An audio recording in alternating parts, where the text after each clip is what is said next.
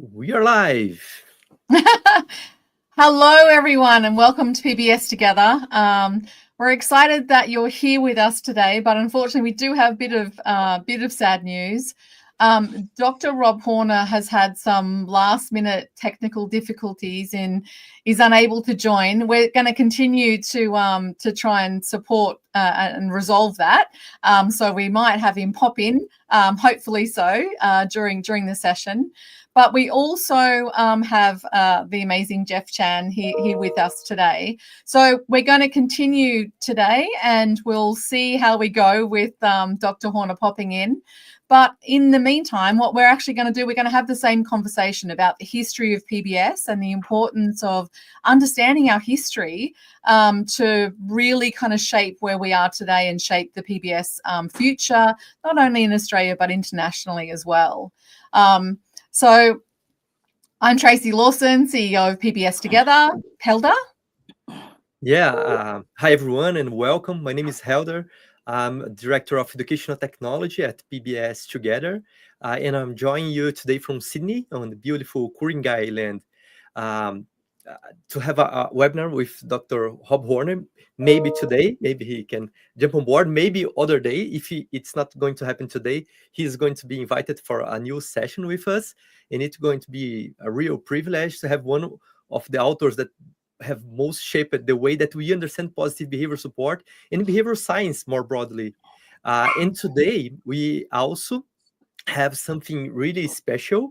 We have got something exciting lined up for the end of this session. We are going to give away a copy of the book Responding to Problem Behavior in Schools to one lucky participant who sticks with us right through to the end. And to be running, just drop your name in the city you are joining from in the chat. That's all you need to do.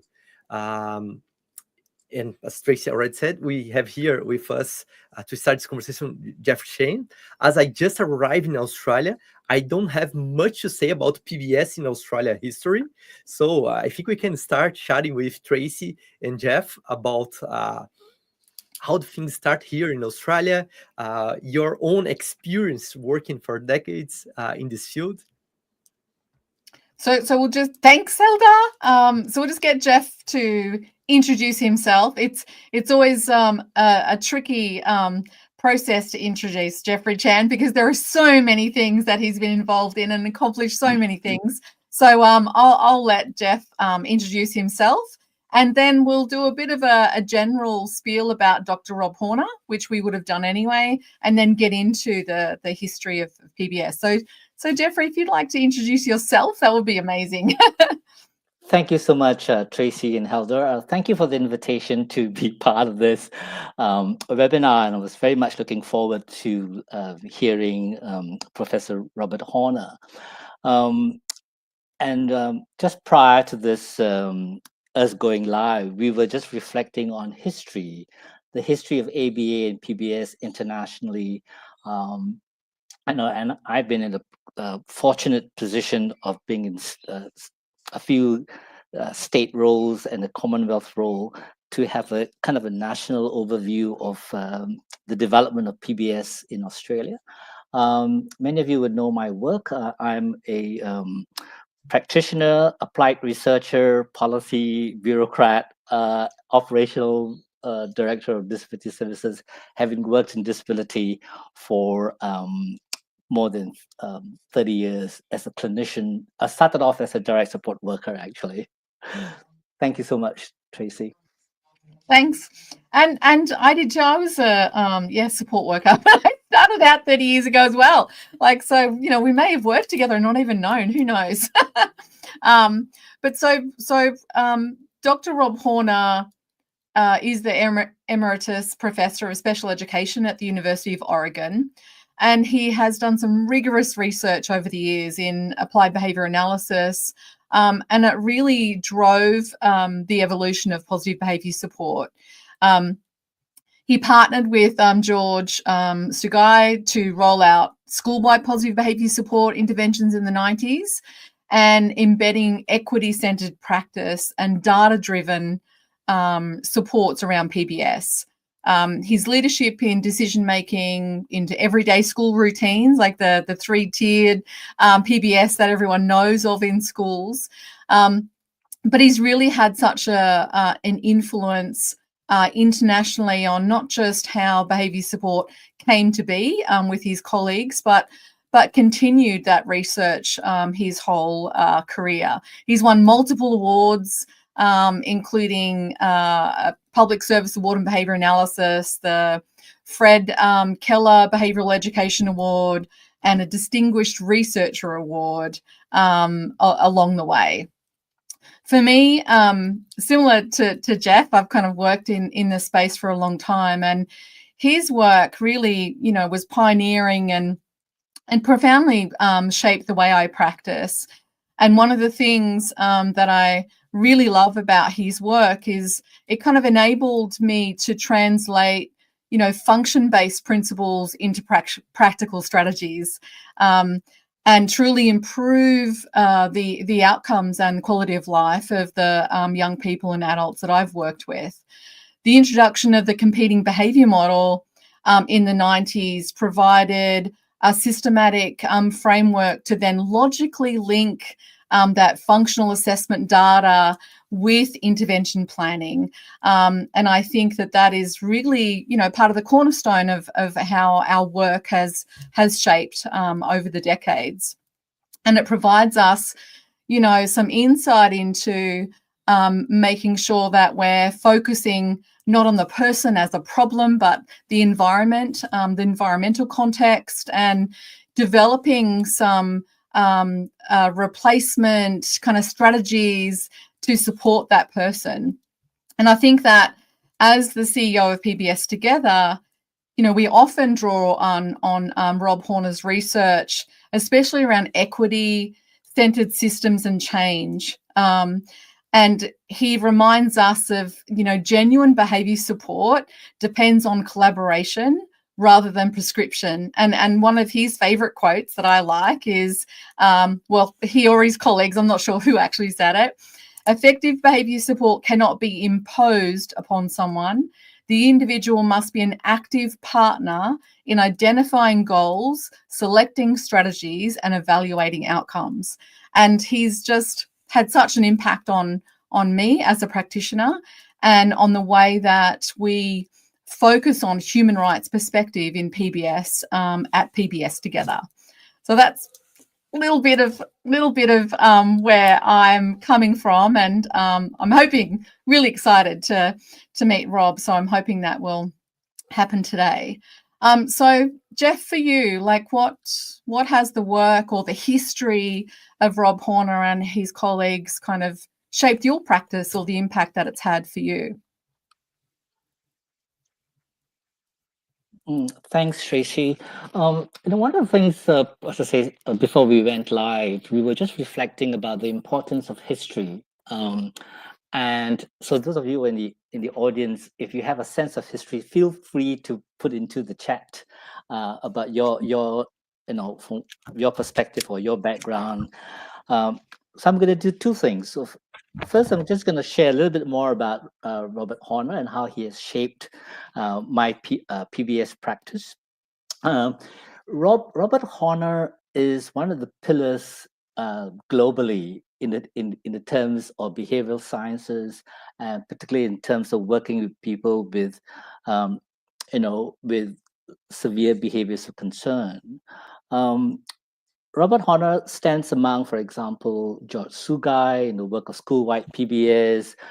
He stands as very distinguishedly with some of you might know Edward Carr. If you don't, that shows you my age and not Edward Carr and Glenn and Dunlop. Many of us have read their work, and these people actually have influenced our my PBS practice. Particularly in my background as a speech language pathologist, in the mid 1990s, when I was really then focused as a clinician on PBS and as a speech language pathologist, Robert's books, one of Robert's books on communicative alternatives, if I remember correctly, actually influenced my work, like how communication is critical, in working with people with at that time it's called problem behavior. It's a term used in America. And there's also the work of Carr and Damlett's book, like the communication-based interventions, and how critical these types of approaches that are person-centered and that respond to the person's needs. So they have kind of shaped my thinking. And so I was very much looking forward to Robert, and also just out of a bit of trivia and interest, some of you might know Professor Karen Nankervis in the University of Queensland, who was formerly RMIT University too. And I was telling her, "Oh, I'm quite excited. We're gonna listen to Robert Horner at this PBS Together webinar," and then she sent me a reply in an email saying, "Oh, Robert Horner was an examiner for her PhD thesis." So we all go a long way. We have some sort of connection in that sense, and I think history is important. And I'll share my reflection. You may not share my reflection, but I'll share it anyway. I worry because sometimes I find some of the as many of you know, in my last sort of webinar at PBS Together, I talked about the challenges to PBS practitioners and the importance of building the next generation of leaders. For me, the next generation of PBS leaders also has to be grounded in a sense of history, because that history has kind of influenced and shaped how we think about PBS in many and very varied ways. And I think it's important to give credit and to acknowledge that there is a lot of significant work that's been done internationally and in Australia, and to have that sense of history, so that we learn from the mistakes of the past, we learn from what not to do, and then we learn to evolve. PBS for me in Australia is still evolving. In fact, just as another bit of trivia, we Karen Nankervis and I and Keith McVilly were having a discussion with a colleague from the UK, and we were talking about how can we have a global dialogue on shaping the future of PBS together. Because at the moment we are very jurisdictional, defined by in Australia is the most heavily regulated jurisdiction in terms of behavior support. And how can we find common ground, in terms of terminology, in terms of definition? So, for example, in the UK, PBS speaks only about working with people with intellectual and developmental disability. But we know PBS also has been used in the work of Dr. Tim Feeney, Mark Yusleka, in the work of traumatic brain injury also. And so that there is that continual evolution of PBS, and Carr and Damlett talked about the evolution of PBS in several years ago in a very well published research article. So we need to have that sense of history. Now I just perhaps like to share very quickly a sense of the whole notion of PBS in Australia. And Tracey and I were just reflecting how in the mid-1990s, some of you might have attended training by Gary Lavinia, and Tracey was showing me the book on progress without punishment. If you work in the 1990s, that's one of the textbooks that you actually refer to. If you were, and I think that I was lucky enough to go to one of his last times he came to Australia, so that was which is probably 15 years ago now. Yeah. It was good to actually meet him and get that training, because back then, as you said, Jeff, I was working in New South Wales, and so the state disability, whatever they kept changing their name, the government department, you basically had one or two behavior practitioners that would cover huge regions, huge geographical regions. And so you would hardly ever see them, really. They were all kind of pointy end. And I think that they mentioned to me that, oh, yeah, we just did this Gold Star training with Gary Levinga. I'm like, who the hell is he? So then I sought him out and did the training. But it was cool. And like you said, some of that work, within the states, that's how it's kind of all evolved, from state government departments, a very few behaviour practitioners, and now to what we have today. That's right, and so at that time, there were no formal training in ABA or in PBS. In fact, it's not the term PBS is mentioned. So I'll start in the mid 1990s. So in the mid 1990s, New South Wales started to devolve its institutions, and people were transferred and lived in group homes. And as you know, as a result, there was a rise in behaviors of concern and other sort of issues that were of concern to the department. And so the department actually established the first time the term senior practitioner is used was in New South Wales in the mid 1990s. It was called the Senior Practitioner Strategy. It was a 2.5 year strategy, and it was developed in the context of high rates of abuse, of person to staff violence, and vice versa.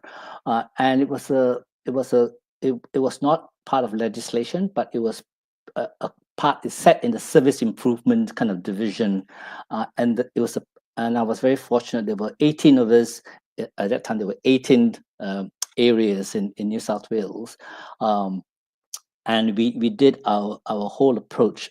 And in fact, some of the best things that have come out of that was the senior practitioner strategy. Then in the late 1990s too, the Victorian Law Reform Commission did a study and produced a report called People with Intellectual Disability at Risk of the Criminal Justice System.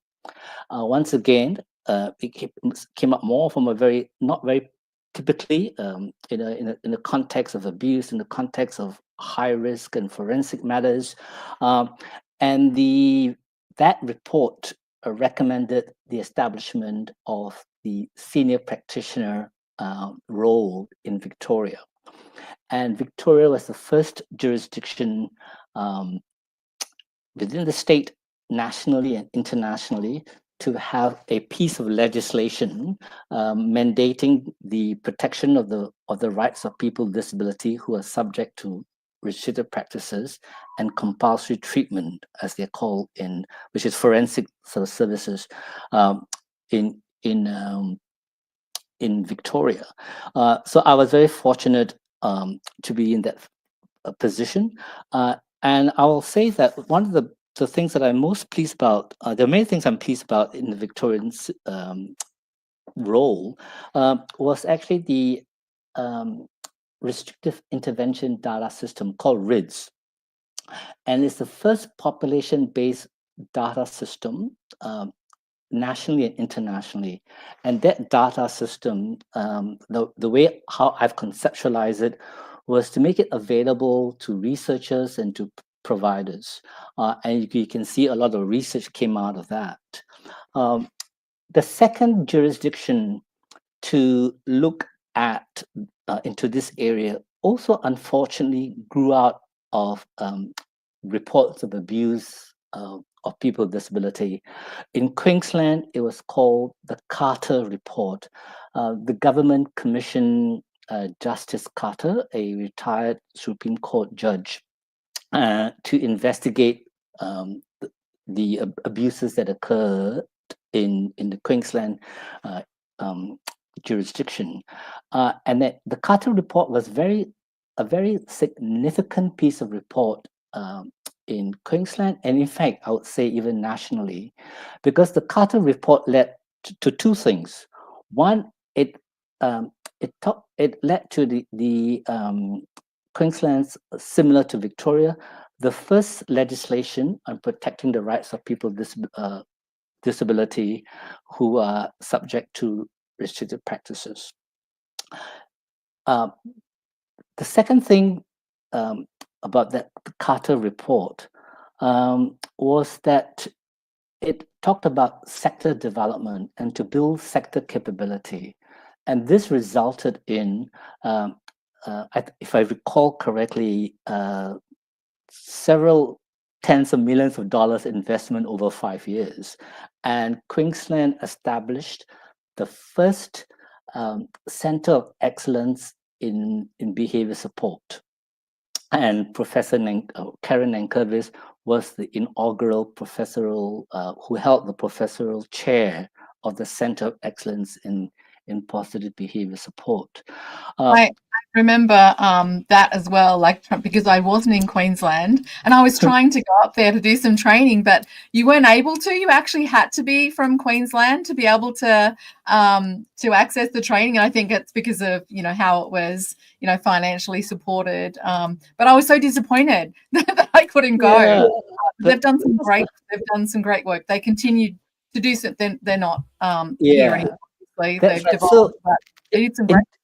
In terms of research, in the early days, the research in behavior support and restrictive practices were led by Victoria and Queensland, I would say, if you look at the amount of work that's come out from these two states.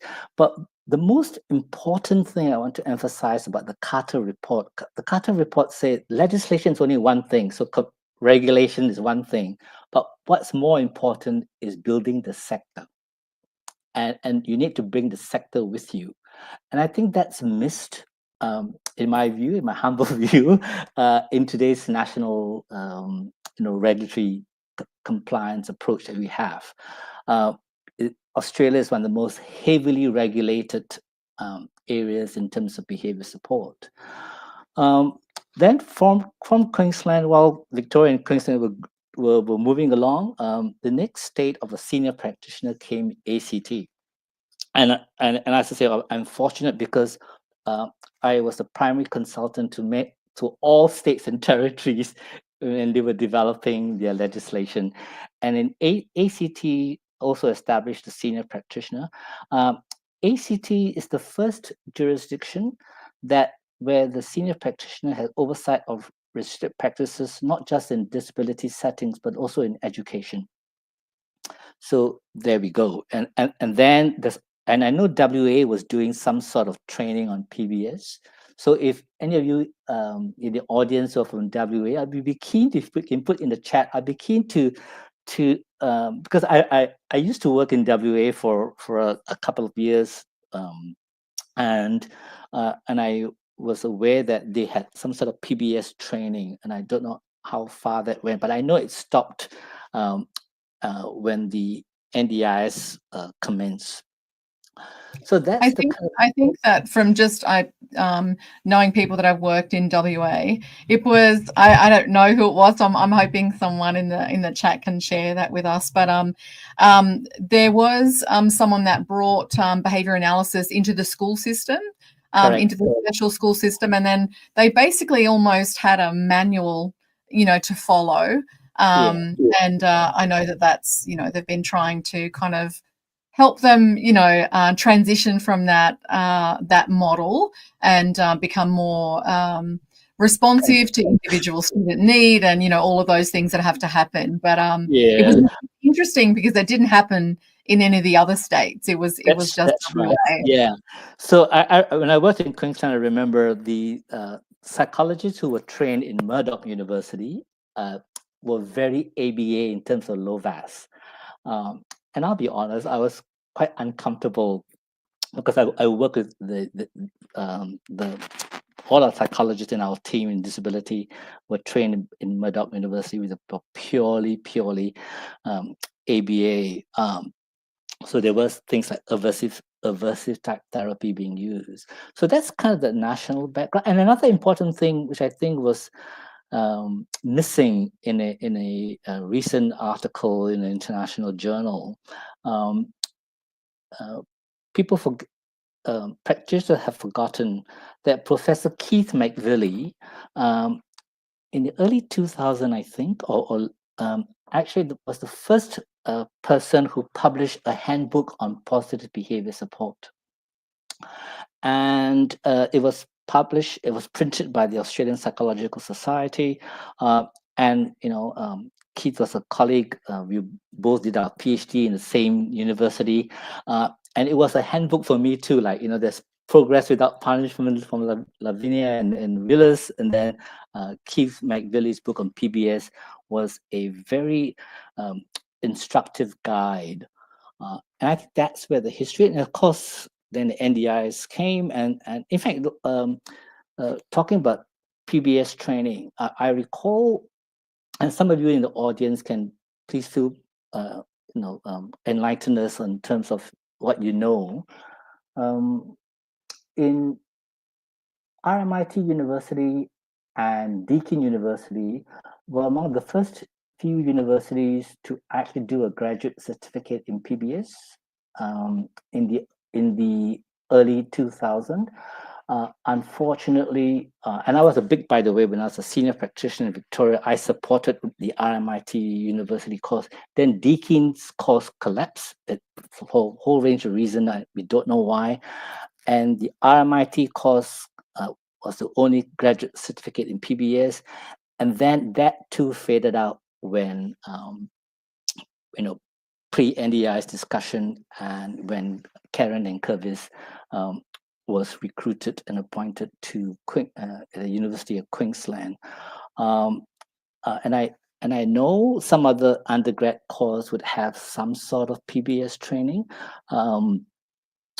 So, for example, the RMIT at that time, the RMIT Bachelor of Applied Science and Disability Studies that was crafted and led by Professor Karen and Kervis. That part of that bachelor's degree, they also taught PBS as part of the bachelor's degree. So that was part of the undergraduate degree. And of course, in Flinders University, there is the Bachelor of Developmental Education. So that's a kind of a snapshot of the history. And I guess the final point would be useful to note that PBS is still evolving. And that's why we are interested, and I was just chatting with Tracey, and Helder. It's important to have a sense of history and to note that PBS is evolving, and how can we work internationally to find some common ground in terms of definition, because, for example, the UK definition of PBS and who they will work with is only with people with intellectual and developmental disability. But as I said, we know that PBS is moving into TBI and more recently emerging in dementia care. And these are the other areas people are trying to explore. How can PBS be used in other contexts? And so we are looking at, is it possible? And I'm putting a plug for the IACID Asia Pacific Congress. We are hoping to have a paper and a roundtable to have an international discourse on PBS. Yeah, and because there is as you said, Jeff, there is so much history and knowledge and research that have been done, but we're really not kind of doing a good job in pulling all that together. And I think that in Australia, we've just got this fantastic opportunity because we don't provide PBS within that pigeonhole model, compared to, as you have just shared with a lot of other countries internationally. It's really broad. We provide PBS to little tiny people to all the way to people in aged care. And so, we have got this broad way that we can apply what we know. But unfortunately, it's so young in Australia, and there are so many. I assume 9,000 practitioners now, I think, roughly, rough numbers. There are 9,000 behaviour support practitioners working in Australia across all different types of contexts, but without that history, and a lot of them don't have the opportunity to have had that training and that targeted support. And so, but we've got this fantastic opportunity to pull all that together. And if we can somehow provide a way to pull all that international learning into what we're doing here, it would just be groundbreaking. Like, it would be amazing, because if we're not providing behaviour support to a particular cohort, it is so broad. So it's super exciting, I think, to be able to start having these conversations internationally and having an impact of the work that we do here for all of these 9,000 amazing practitioners doing this work. We have a really interesting question here from Jake Spicer in terms of historical context. Hi, Jake. How you doing? Good to see you. In PBS Australia, I'm wondering if you see the current PBS context as second or third generation. How would you slice up the history of PBS in Australia? Yeah. Tracey, do you want to respond, or I'm happy to chip in? You go, and then I'll jump in like I normally do. That's the way to go. Thanks, Jake. That's a terrific question. One of the things when I think of PBS, I always, of course, the importance of history, but I try not to slice it, because it always kind of merges. From one thing kind of leads to another, because even if you look at ABA, there's no distinct point of phase. All I can say, for example, very broadly, that in terms of psychology and behavioral sciences, we would start with behavioral sciences, behaviorism, for example, and then came cognitive therapy, and then came cognitive behavior therapy. And so, for example, cognitive behavior therapy is what sometimes people call the third wave in terms of psychology, psychological sciences. And the third wave, cognitive behavior therapy, I will put a plug for some of my studies I've done in terms of mindfulness-based positive behavior support. So that other than that broad category, as I say, of behaviorism, cognitive sciences, and then cognitive behavior therapy. But PBS for me is still very, in Australia, it's still very blurry in terms of its merger, because, as I say, it's still in its infancy. And the only thing I worry is that some people try to define what PBS is and what PBS is not, whereas I think about one of the strengths of PBS is its flexibility, is nimbleness. And to say, now we have worked not in the area of intellectual and developmental disability, but also in the area of TBI and all that, and also in the area of mental health. For example, I was very fortunate once, more by chance than anything else, was referred to visit a psychiatric hospital in former East Berlin, and very impressed that this psychiatric hospital has no restrictive practices at all. So I said, well, okay, show me your data on your psychotropic medicine use, and interestingly, not very low usage of psychotropic medicine. And what I learned, one of the things I learned in that psychiatric hospital was that part of their team includes special educators who work in behavior support. It's called pedagogy.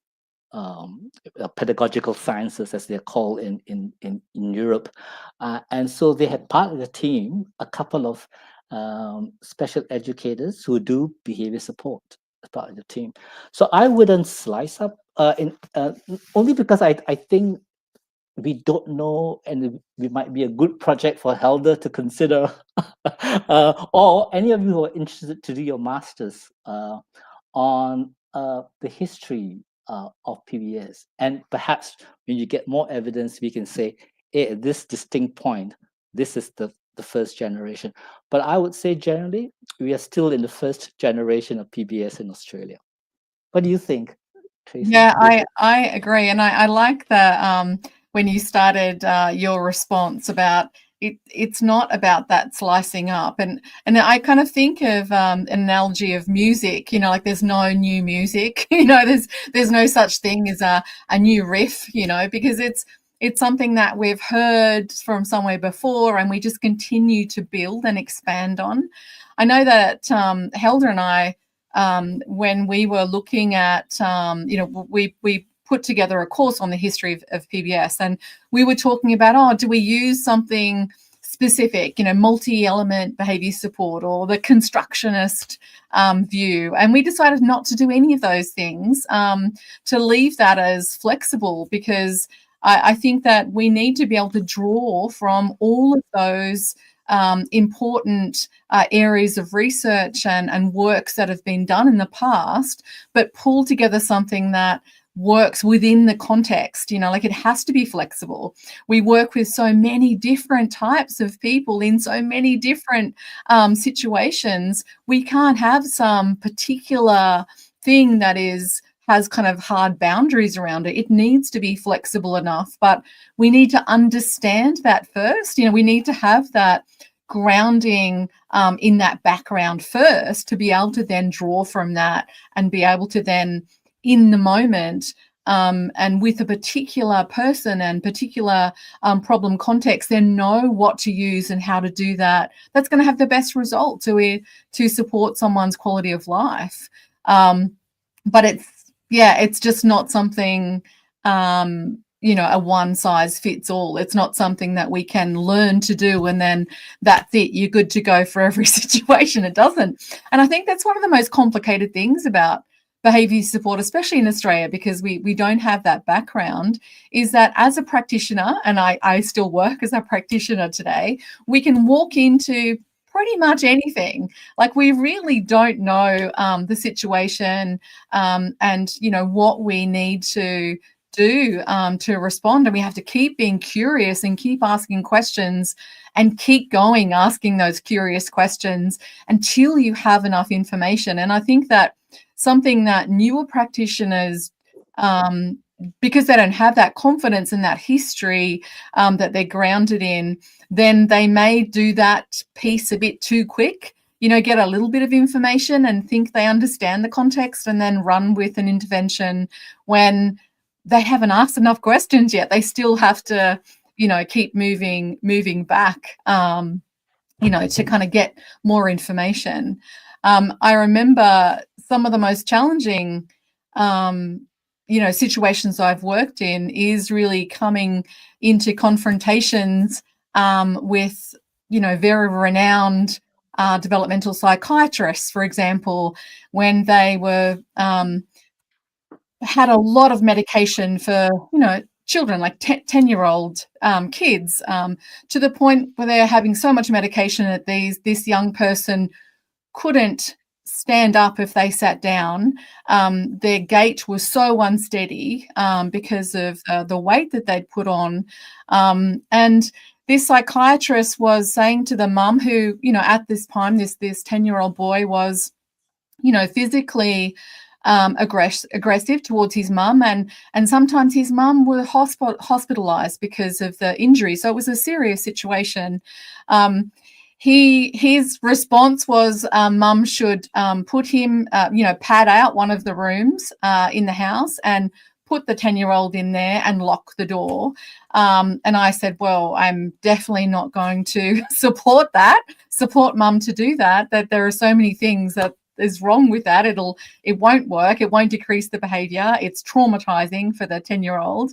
And then he showed me a research paper that he wrote about it, and I was like devastated. Like sometimes, as practitioners, we have to advocate really strongly for people's rights, even against people who are renowned, have very high positions. But we need to know the background, like if I didn't have that broad background and confidence in PBS and confidence in, I know that if I follow the process and use some of these tools, I know I can work with this family to have an impact. I'm confident that that will happen, and that little person doesn't need to be locked in a room. But if you don't have that confidence, if you don't have all of that to draw from, then it's a difficult role, isn't it, Jeff? Like it's quite hard to do, and to, you know, to keep going and not jump out as well. Yeah, and I think the one of the terrific things I like about PBS, as I said, because we're always in a state of we're evolving in Australia, and it's its flexibility and adaptability. If you look at the one of the best research papers I read about PBS is Carr and Dunlap on the evolution of PBS, where at that time, I think in the I can't think of the year of when the article was published, and it's one of the first papers in behavioral sciences that I've come across that talks about using happiness as a measure of your treatment goals, and this is often not talked about.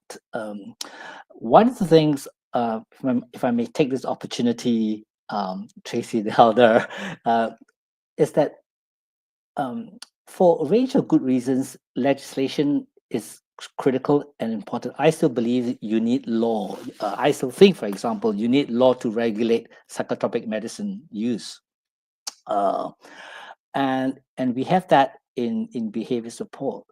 The unfortunate thing as a result of what's mandated and heavy regulation in behavior support is that PBS is tied so tightly to restrictive practices. And I think one of the dialogues that we need to have nationally and among all practitioners is how do we decouple from restrictive practices? How do we go back to the roots of what PBS is about? PBS is about what's a good life. Yeah, it's quality of life, right? It's joy.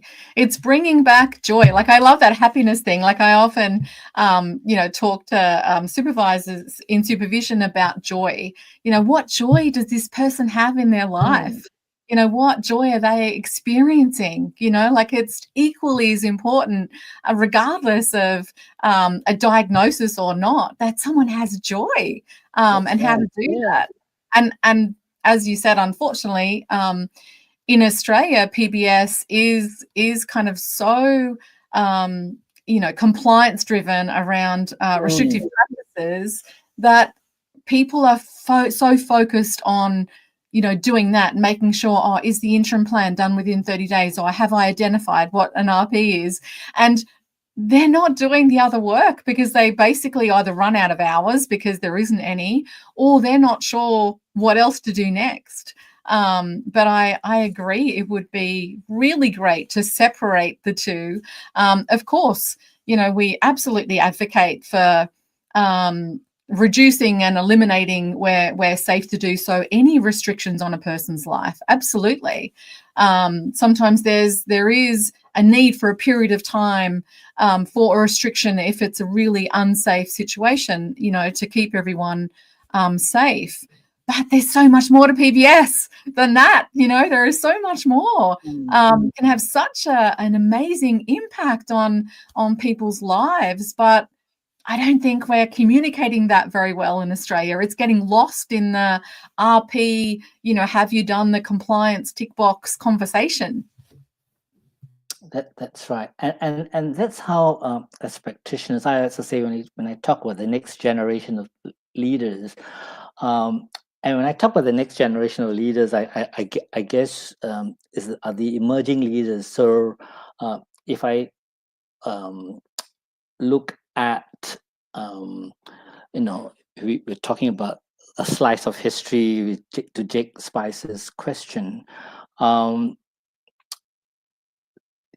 Even when I talk about the next generation of leaders, and I only use that in terms of people like my peers, like, recently, Gary, Mandy Donnelly has retired, Frank Lambrick has retired, and lots of people are kind of retiring. And for me, that's I see the next generation of leaders is where you need to shift the narrative, and the narrative is as we talked about the last time in a webinar, how the artifacts and the anomalies of the legislation have put us where we are at the moment, which is very heavily regulated, heavily based on compliance and process driven. As such, it in my view has moved into into our clinical autonomy, our sound clinical judgment. So when sometimes sound clinical judgment, this is where we should wrestle back that autonomy. So unless, as I said to someone recently, unless the commission can say this plan on an independent clinical review is if I can use the proverbial word crap, then the onus is to show me how that is crap. But other than that, it's about we should give space for clinical autonomy and sound clinical judgment based on the evidence and how things collected. And that for me goes back to the sense of history, because in the past, we've always had a good sound clinical judgment. As I said, because of it says in the last webinar, because of time frames, one of the things I worry, and I've always, when I supervise PBS practitioners, I talked about how we establish a therapeutic relationship, a rapport with the person. Many of us don't, because we are quick. We want to meet the 30-day deadline, right? It's a process, It's a process. Instead of that relationship. And I think that, like you, I've studied psychology, I've studied all kinds of things in the past, and I remember that Rogerian, build rapport, you remember all those things, and it kind of impacts your work, because I think personally, if I have a need for behavior support, and Jeff, you were coming in to give me behavior support, I would be the worst person to support.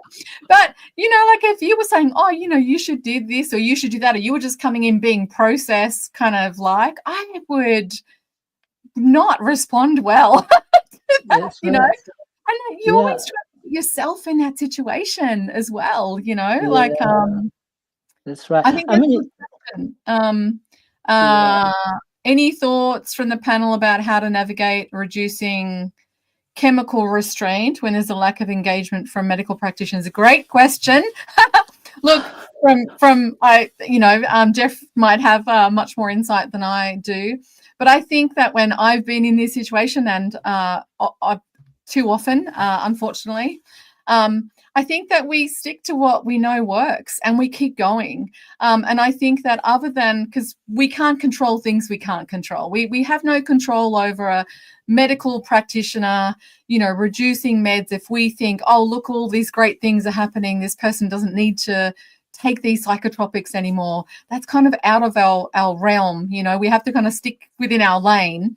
But our lane is a strong one, right? Like we can, keep going through that process of PBS and show that things are working.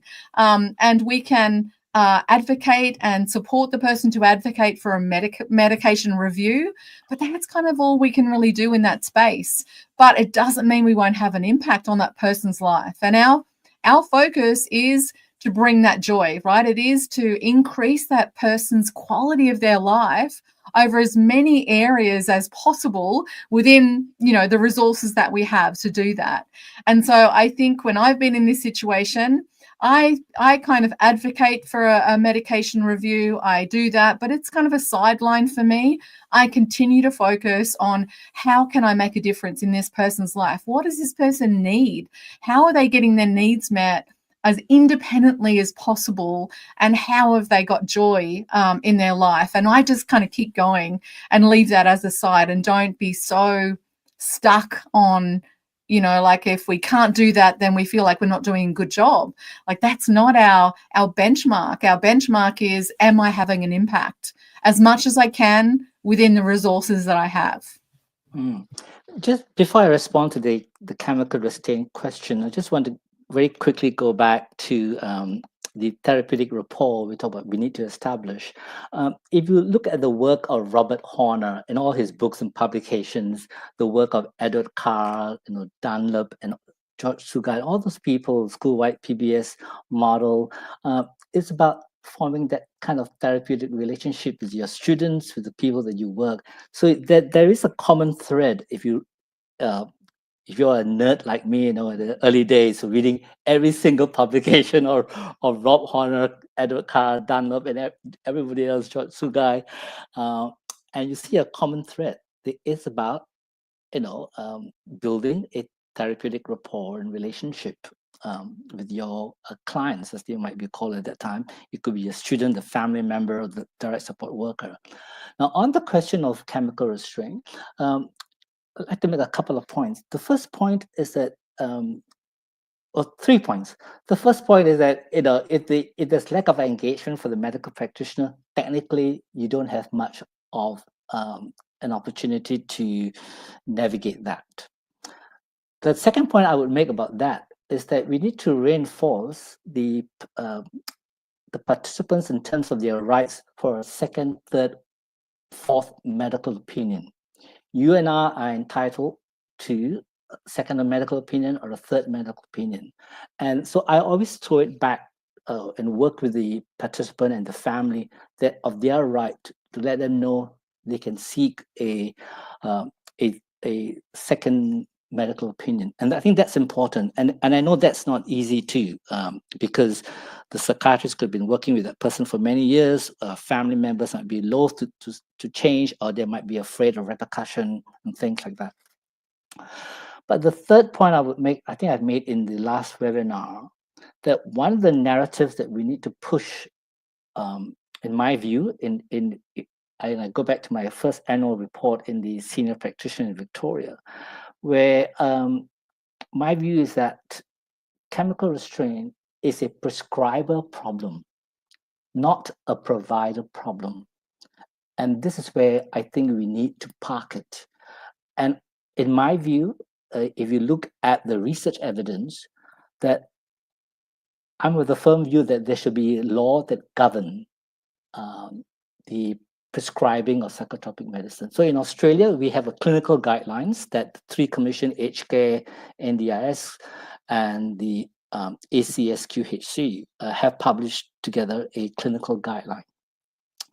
If I look at the evidence in the UK, for example, NICE, the National Institute of Clinical Excellence, has a very strong, very clear guideline on the prescribing of psychotropic medicine. WHO has a very clear guideline on prescribing psychotropic medicine. TGA in Australia has also clear guidelines. The question is, these guidelines don't seem to have an effect on practice.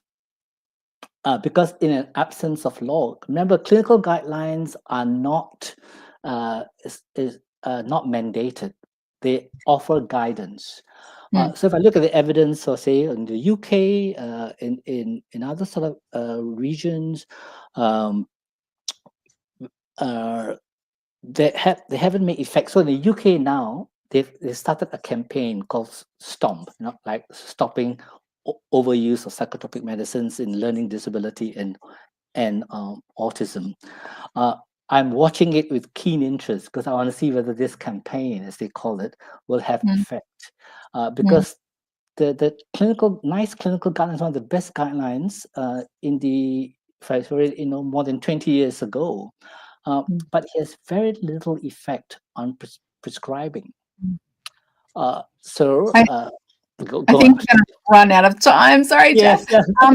And thanks, Aaron. Aaron Leaf just shared a paper on the prescribing and administration of psychotropics. So the link's in the chat. So thanks for sharing. So we've got to wrap up. That was, I could have been, we could have kept talking for hours. Maybe we should do this again. Thank you so much for everyone coming. We've got a few quick surprises at the end to wrap this up. So Helder, over to you, and then we'll say our formal goodbyes. Helder's got a few surprises. Just a second. Here's it. Let's see who is going to be the winner of the book. Oh, look at all those beautiful names. So colorful. It's kind of like Temu. And the winner is... The winner Yvonne is... from Gold Coast. Congratulations. Woohoo! Congratulations. Yay, Yvonne. I'm near you, Gold Coast, Hinterland. Yeah. And we also have a special as well. We have a course on the introduction to PBS, and we have reduced the price from now until Monday morning at 9 a.m. It's $149. So if anyone wants to find out more and just get a bit of a sense of what that history is, and you know how we've arrived today, as some of the conversations that Jeff and I have enjoyed, yeah, please jump in and complete that course. So I just want to say thank you so very much. I'm so sorry. I'm sure Rob feels really terrible that he didn't quite make it, and we will absolutely reschedule this for another time, and we'll get back with him. Thank you for all the questions and the interactions from everyone that's attended, and a special thank you to Dr. Chan, who has, you know, very kindly joined us today, and such interesting insights to share with all of our practitioners. And so thank you so much, Jeff. We really, really appreciate it. Thanks, everybody. Stay safe, doing fabulous things, and we'll see you next time. Bye-bye, everyone. Bye. Bye.